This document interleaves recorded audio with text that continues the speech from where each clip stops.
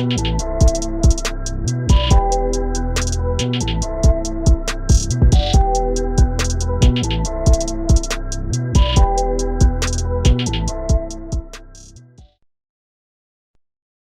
what's good? Episode 191, Stash House Podcast. Your boy Tyler checking in.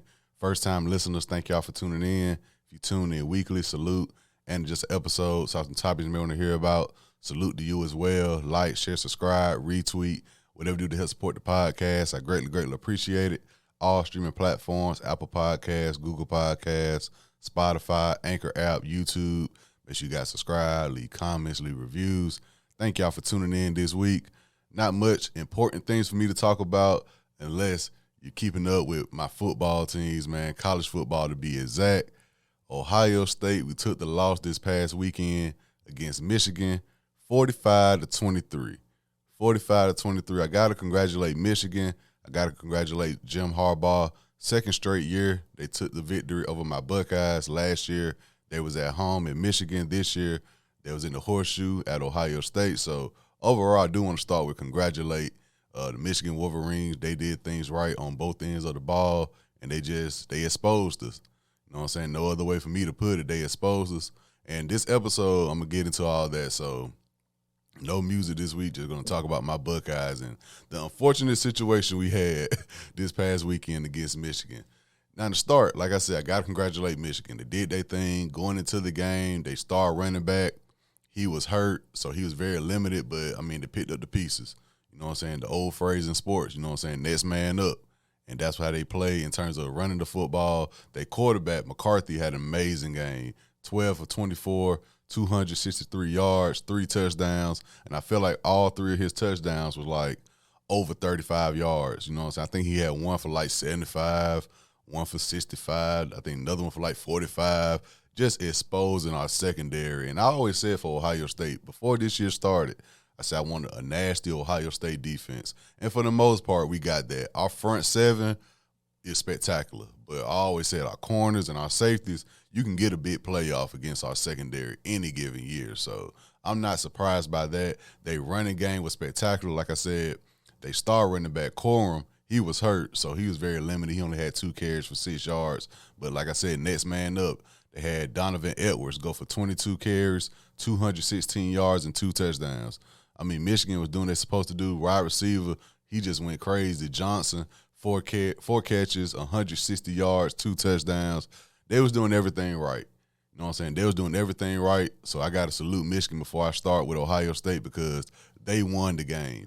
You know, they had the argument, well, did this team win the game or did this team lose the game? In my opinion, Michigan won this game because Ohio State always do what Ohio State do. Slow starts, no first half. Like first half, when they score 2-3 touchdowns, I'd be surprised as a fan, and that's my team. So when we look good in the first half, I'm looking like, whoa, this is a team I'm not used to seeing in Ohio State. So Ohio State, they're always a second half team, and Michigan just exposed them. Now, let's get to Ohio State.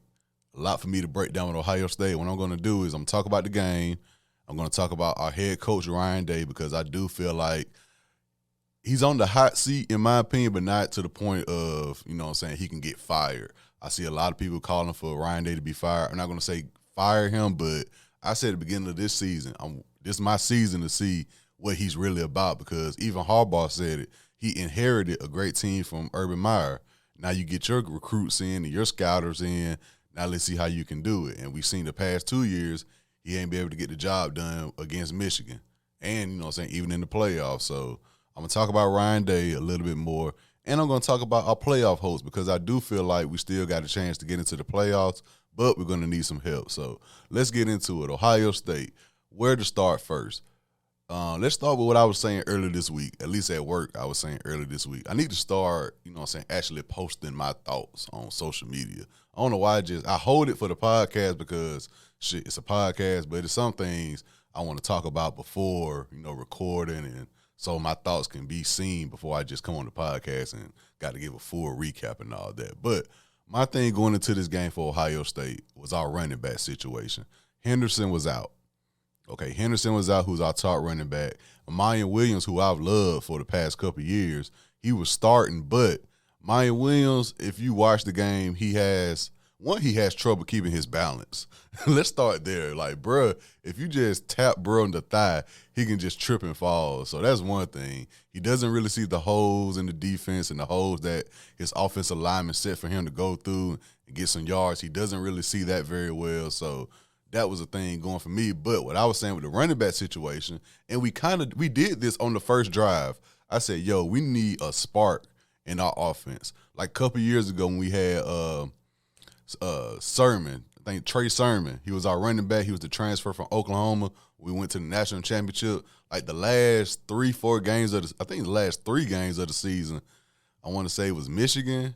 It was the game before Michigan. It was the Michigan game, and I believe it was the Michigan game, and I feel like the conference championship, and then our first playoff game, Trey Sermon just came out of nowhere and just was a spark for our offense that we needed. And we did that the first drive with the running back Chip. I can't pronounce his last name, but our running back Chip, he had 14 carries, 83 yards, but no touchdowns. But that first drive, the offense was moving slow, but we was gaining yards, and he was a key factor in that. And, like, for the next 3-4 drives, we didn't even see him on the field. So that goes to Ryan Day. Yo, you don't know everything, man. You see clearly the first drive, Michigan deferred. We got the ball first. We drove up the field and scored. And I believe the running back Chip played a tremendous part in that first touchdown that we got. So that first touchdown, I'm like, yo, okay, this is a balanced offense. We got a running game. We got a running back who we haven't started before all year. He's a spark that we need, similar to Trey Sermon a couple years ago. He's the spark that we need. And we just went away from him after the first drive. And by the time we went back to him, we were playing catch-up. We was playing catch-up, but our defense giving up points. So that means the offense got to respond quickly. Like if the defense going out, we hold in Michigan, but then we get a pass interference call, a face mask, or a holding, unnecessary roughness after the play. We getting stupid calls on defense, so the offense got to respond very, very quickly. And I don't know why we went away from Chip when he was at running back. We were going back to Mayan Williams. Hayden only had 2 carries. So that was the thing at the beginning of the game where I was like, dang, we had an incredible first drive. Then after that, we just went away from what worked that first drive and just started doing every little thing. You know what I'm saying? So our running back situation, I think, definitely played a part in the loss over the past week, in the loss this past weekend. CJ Stroud, man, I love him, but I've been saying for the past couple of weeks, everybody like, yo, CJ Stroud, Heisman contender, whoop-de-whoop. And I'm on the side of, I get it, you know, he the quarterback, he's the one making the throws and all that, but I'd rather put Marvin Harrison Jr. in there before I do CJ Stroud. That's just my personal opinion. I get it, he's the quarterback, but man, if you see these plays Marvin Harrison Jr. been making all season with Smith and Jitma being hurt all year, Marvin Harrison Jr. needs to be in that conversation before CJ Stroud, in my humble opinion. But that's just me. This past weekend, CJ Stroud, 31 for 48, 349 yards, 2 touchdowns, 2 interceptions. He looked out of whack, in my opinion. Like I said, when you playing comeback, basically because your defense just giving up bomb plays and 30-plus yard touchdown drives all game, I mean, it's hard for CJ Stroud to really respond to that. Marvin Harrison Jr., 7 catches, 120 yards, 1 touchdown. Ibuka, 9 catches, 125 yards, a touchdown. I feel like we didn't go to Marvin Harrison Jr. enough in this game. I feel like he should have been a staple. Like, yeah, we know he getting double teamed, but at the same time, he's him.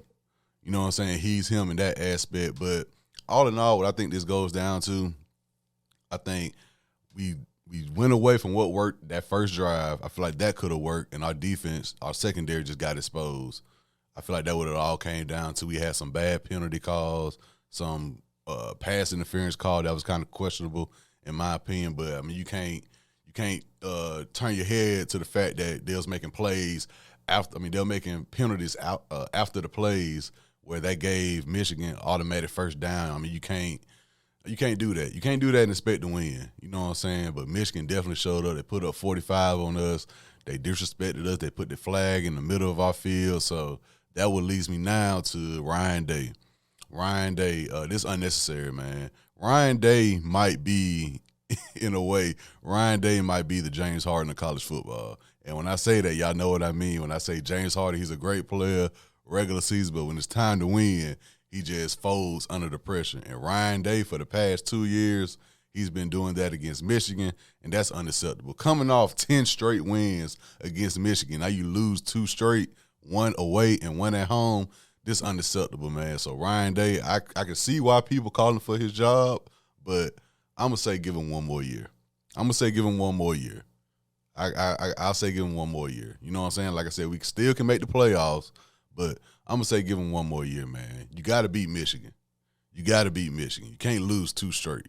I'm sorry. It is what it is on that part. His play calling, once again, I feel like on offense, he just thinks – I think he knows he's in his head too much when it comes to play calling. Because I saw at the beginning of the game, they're like, yeah, he's calling the plays, and I'm like, I see how this about to go. It's not about to be the steady pace offense. And like I said, after the first drive, we just went away from what worked. And that's Ryan Day's calling card. That's been his calling card since he's been the coach. You'll see what worked, but he'll like, well, let's try this and let's try this, and then let's go back to what worked. You can't do that and expect to win. And like I said, when your defense giving up 30-yard touchdowns in any given drive, you just can't do that. You can't do that and expect to win. So Ryan Day, I'm going to give him 1 more year, but he got to show me something. If we make it to the playoffs, he got to show me something. And next year, he's definitely like, okay, this is your year. You got to beat Michigan, and you got to go undefeated, then beat Michigan. You can't lose before Michigan. So that's one thing automatically. It's not like it's a foregone conclusion that we're going to be undefeated again next year and face Michigan. We got to beat the game. We got to win the games we need to win. Then we face Michigan, we got to win. So Ryan Day, yeah, next year, I'm going to talk about it more. But, yeah, Ryan Day, you got to step it up, man. You can't lose 2 straight to Michigan. And in terms of our playoff hopes, man, we still in it. We need help, though. We need help. I'm not saying, we was a foregone conclusion, Ohio State, whether what happens that we're going to be in the playoff. I'm not saying that at all. Please do not think that's what I'm saying. So as of right now, I think the standings, I think I'm recording this before they release the college football playoff standings. At the moment, I think Georgia will stay number 1. Michigan will go to number 2. TCU will be number 3. And I think Ohio State may be still number 4, or USC will be number 4. Now, the way I say we can sneak in the playoffs, win or lose, Georgia and Michigan still will be in the college football playoffs, in my opinion. Whether they win their conference championship or they lose their conference championship, I think Georgia and Michigan are safe.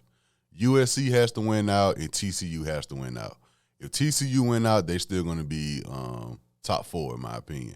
Now, if they lose, it could be tricky. But I think Ohio State, 1 loss to a possible still undefeated number 2 Michigan will outweigh that. Do I agree with it? Because, at the same time, I always say sometimes it matters who you lose to, and other times it matters when you lose. In this situation, I think it'll be who you lose to rather than when you lose. So if TCU lose, I think they'll be out, and I think Ohio State would be in. USC, if they win out, I think USC would be in. So technically, for Ohio State, we wishing on a TCU loss or a USC loss.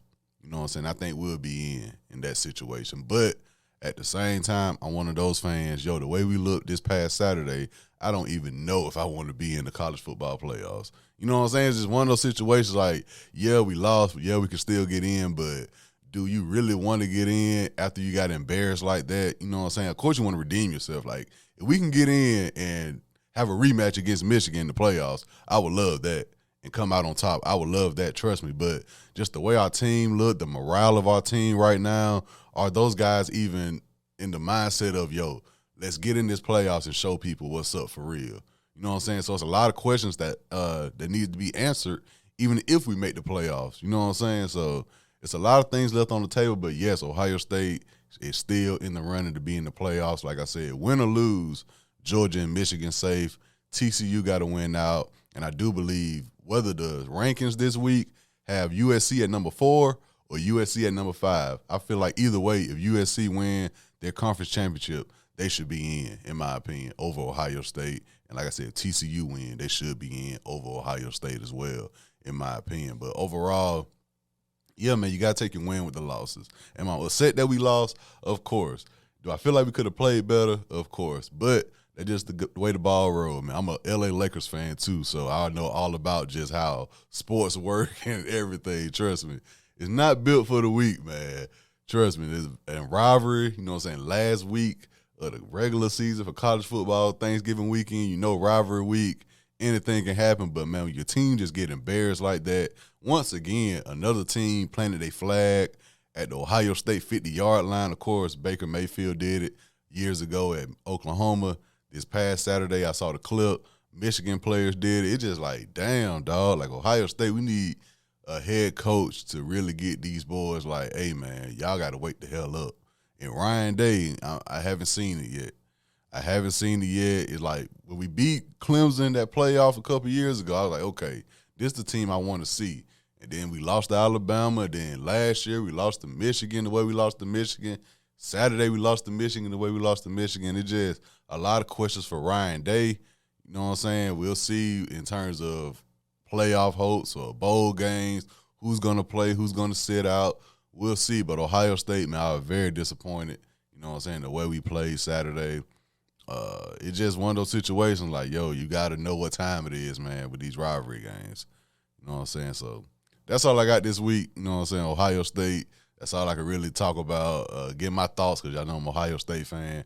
I'm going to Ohio State. Shout out to Troy University, too, the school I actually went to and got a degree from. They're going to be in the Sun Belt Championship game. So shout out to Troy University as well. So, yeah, man, shout out to everybody. Shout out to the Georgia fans, Michigan, you know what I'm saying, the people that's still undefeated. So you can't be mad at that.